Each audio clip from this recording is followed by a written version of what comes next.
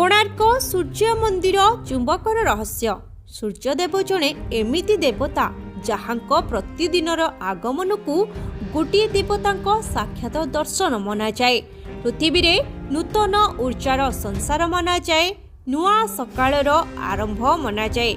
सेही सूर्य देवता उपरे आस्था रखुथिबा जड़े राजा ओडिशा रे एमिति एक भव्य सूर्य मंदिर निर्माण करथिले जहा बिल्कुल सूर्यदेवंक काल्पनिक रथर आकार परिका। जो रथ को सूर्यदेवंक सात रंग परी सातटी खड़ा टाणी थांती, जोंठारे समय चक्रर 24 घंटा परी 24टी चक लगा जाइछि। जेउ चक सूर्य किरण साहाय्य घंटा कटार समय दर्शाई थाए। जोंठारे दिने 52 टन भारी चुंबकीय पथर साहाय्य सूर्यदेवंक भव्य मूर्ति शून्य रे भासमान होई पारिथिला। सेही भव्य मंदिर को केमिति निर्माण करा जायथिला, काहेकि सेठारे आज पर्यंत पूजा हेउनाही, आउ किए सेही 52 टन भारी चुंबकीय पथर को सेठारु काढी नै गले जानिबा आजिर ही भिडियो रे। एही मंदिरटी गढ़ी उठिथिला प्राचीन नदी और बंगोपसागर संगम स्थल रे। सेही जुगरे एहा एक पोताशयी बंदर थिला। एहार नाम कणनगर। कोणार्क मंदिर कलिंग स्थापत्य कला शैली रे तोड़ा जाइथिला। गर्भगृहयुक्त मुख्य मंदिरटी प्राय 229 फुट उच्च एवं मुखशाला 128 फुट उच्च एवं पूरा परिसर 857 फीट लंबा एवं 540 फुट चौड़ा। पिरामिड आकार रे एही मंदिरर छात पाखापाखि 30 मीटर उच्च।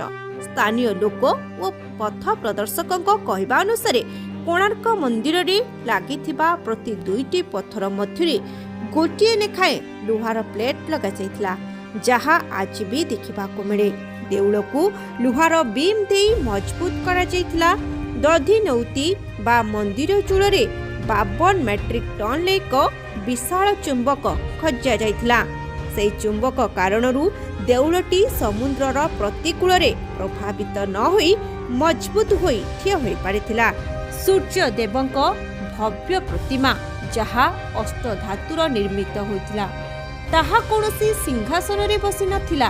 खंजा जाइथिबा अनेक चुंबकर शक्ति बल रे शून्य रे भासमान होई पारिथिला। एही मंदिर को एमिति भावरे निर्माण करा जाइथिला जेपरी सूर्यदेवंक प्रथम किरण नाट मंदिर देई गर्भगृहस्थ मुख्य प्रतिमानक नाभिरे संयुक्त गोटे हीरा रे प्रतिफलित होइथिला। एहा सकाळु सकाळु अल्प कई मिनिट पाई देखिबाको मिलिथिला। किछि इतिहासकारक अनुसारे बंगालार सुल्तान सुलेमान खान करानी 250 वर्ष परे माने 1508 ओडिशा उपरे आक्रमण करथिले एवं से ओडिशार अनेक मंदिर सहित कोणार्क सूर्य मंदिर को मध्य क्षति पहुंचाइथिले। सुलेमान खान करानी सेनाध्यक्ष रुद्र नारायण जे कि कला पहाड़ नाम रे कुख्यात थिले। से एकमात्र एमिति आक्रमणकारी थिले जे कि कोणार्क मंदिर रे लागिथिबा 52 मेट्रिक टन चुंबकीय पत्थर को एका भांगी देथिले।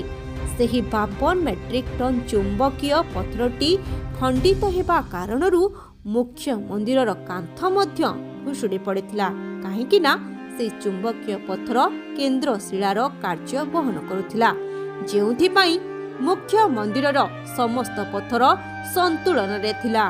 परंतु किछि वर्ष परे एही भंगा चुंबक को एही मंदिर चूड़ी रे खंजा जाइथिला, किंतु से चुंबकीय पत्थर अधा भांगी जाइथिबा हेतु कोणार्क समुद्र दे जाउथिबा जहाज रहस्यमय भाबरे बुड़ीबाकू लागिला। कुहा जाए कि पुर्तगालीक बेपारी जहाज सेही मंदिर पाख देई जाउथिबा समय रे सेही चुंबकीय पत्थरर प्रभावरू जहाजर निश्वासक यंत्र ठीक भाबरे काम करुनथिला एवं जहाज भूल दिगरे चली जाउथिला एवं समुद्र रे बुड़ी जाउथिला, जेउथि पई पुर्तगाली बेपारी माने एही मंदिर को ब्लैक पगोड़ा बोली कहथिले, कारण दूररू देखिले कोणार्क मंदिर कला देखा जाए। जेतेबेले सेही रहस्यमय चुंबक विषय रे पुर्तगाली माने जानिबाको पाइले सेठारु से चुंबक को काढ़ी नहीं गले। सही चुंबकीय पत्थर को पुणी सेठारु काढ़ी नेबा फल मुख्य मंदिर संपूर्ण भांगी जाइथिला एवं सही चुंबकीय पत्थर को पोर्तुगाली बेपारी माने निज सहित नहीं जाइथिले। ओडिशार इतिहास अनुसार कलिंग माने बा आजिर ओडिशा मुस्लिम शासनर अधीन हो जाइथिला, जेउथिपाई पुरीरू पंडित माने सूर्य देवतांको भव्य प्रतिमा को सुरक्षित रखिबा पाई पुरी को नहीं जाइथिले एवं सेही मंदिर को लुटेरा मानक तरफरु सुरक्षित रखिबा पाई बाली रे पोती देथिले।